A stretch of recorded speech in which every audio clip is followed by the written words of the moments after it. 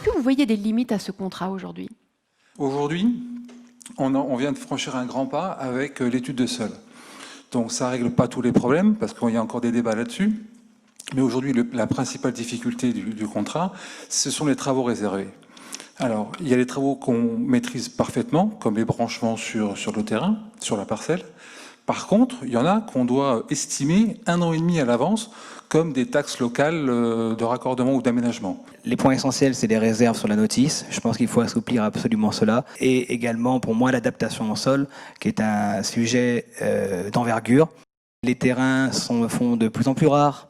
On parle de densification de l'habitat, de dents creuses, d'urbanisation avec des scots où il y a une densification de maisons importante. Et aujourd'hui, nous, les constructeurs, nous devons estimer un prix ferme et définitif. Mais après, je pense que le principal problème du contrat, c'est le lot peinture et revêtement de sol, qui aujourd'hui, il faut absolument le sortir du contrat parce que ça pénalise énormément l'enveloppe des clients.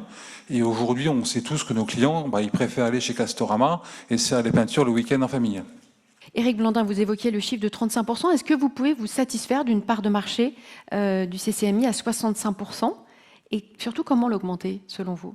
Aujourd'hui, on voit autour de nous de nombreux maîtres d'œuvre et de plus en plus de concurrence que je considère déloyale. Ce que je pense, c'est qu'il faut marteler les qualités du CCMI.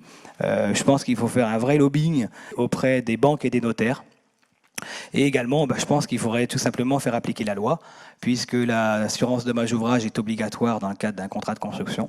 Quand j'entends les chiffres d'Éric avec les 35%, nous on est à 45%. Hein. C'est pas de la maîtrise d'œuvre loyale, on va dire. Le souci, c'est que ces gens-là se présentent comme des constructeurs de maisons individuelles, comme nous, avec soi-disant un seul intervenant, un seul interlocuteur, et au final, ça n'est pas le cas, et donc ils mettent en avant le prix, mais le prix, quelque part, il est rabaissé du fait qu'il n'y a pas de dommage ouvrage et pas de garantie financière, puisque malheureusement, ça se paye. Ces gens-là, on le sait, ne sont pas meilleurs marchés que nous, mais malheureusement, ils font beaucoup de mal à notre profession. Sur quelle dimension la profession de constructeur, est-ce qu'elle doit progresser selon vous?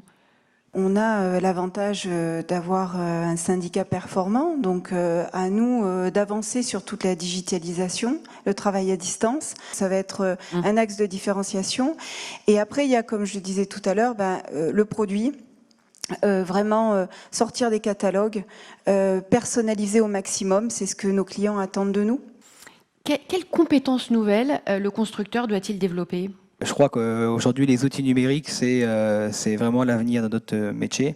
Donc on voit bien, aujourd'hui, tous les constructeurs travaillent avec des logiciels de dessin, des logiciels qui font des chiffrages. Dans les compétences nouvelles, on entend beaucoup parler de la maquette numérique, du BIM.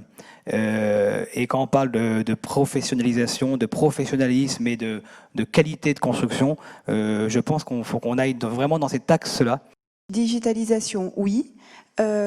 Attention à ne pas tomber dans l'excès et qu'au final, la maison individuelle revienne aussi cher au mètre carré qu'un immeuble. Les constructeurs de maisons individuelles savent construire moins cher que les promoteurs. Je pense qu'il y a un acte qu'il faut travailler, c'est toute la partie visite virtuelle, où là vraiment ça peut faire avancer nos clients dans leur démarche.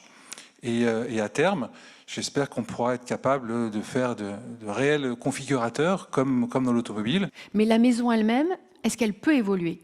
Aujourd'hui, on parle beaucoup de domotique, c'est vrai que c'est ce qui fait vraiment évoluer la maison, mais il y a aussi les réglementations thermiques qui nous les font évoluer également.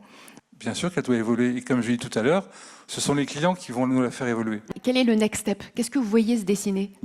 Dans la maison de demain, on le voit avec des nouveaux services. On a la domotique, on a imaginé la livraison de colis par drone également. L'entretien de la maison doit être aussi revu avec un accès bien spécifique. Il y a plein de choses encore à réinventer.